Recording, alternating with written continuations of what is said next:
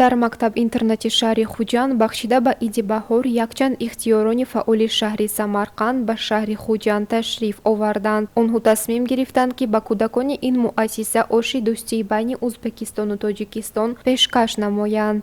ҳаракати ихтиёрии Ҳадияи меҳр дар шаҳри Хуҷанд низ ба ин аксия хайриявӣ саҳми худро гузоштанд.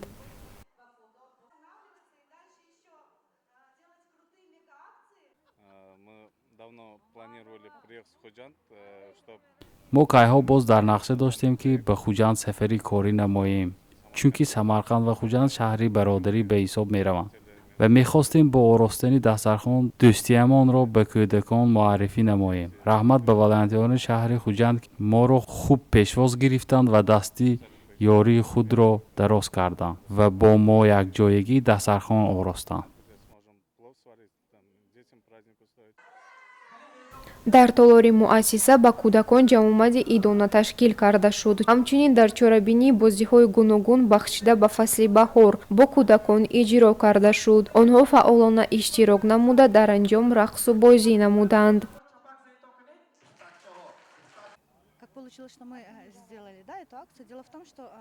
дар сомонаи фейсбук хондам, ки Хайрулло ихтиёрони фаъолро дар шаҳри Хуҷанд ҷустуҷӯ менамояд барои баргузории чунин аксияи хайриявӣ. пас мо суҳбат намудем ва тасмим гирифтем якҷоя ин аксияи хайриявиро иҷро намоем. ба мо маълум шуд, ки волонтерони Самарқанд оши дӯстиро дар шаҳрҳои ҳамсоягиву бародарӣ ташкил менамоянд. мо хеле хурсанд ҳастем ва умедворим, ки ба онҳо низ писанд омад.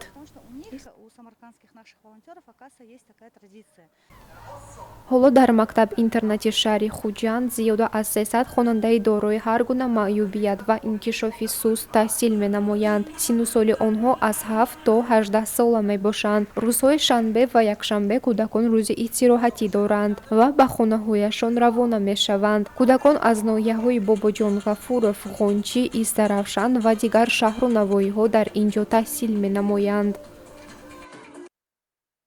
баъди анҷоми қисми расмии аксия кӯдакон ба хӯроки нисфирӯзӣ ба ошхона равона гаштанд ва онҳоро дастархони идонаи Узбекистон ва Тоҷикистон интизор буд. ихтиёрони фаъоли шаҳри Хуҷанд нақша доранд дар Самарқанд низ аксияи хайриявиро ташкил намоянд. қайд кардан лозим аст, ки шаҳрҳои Хуҷанд ва Самарқанд бародаршаҳрҳо мебошанд.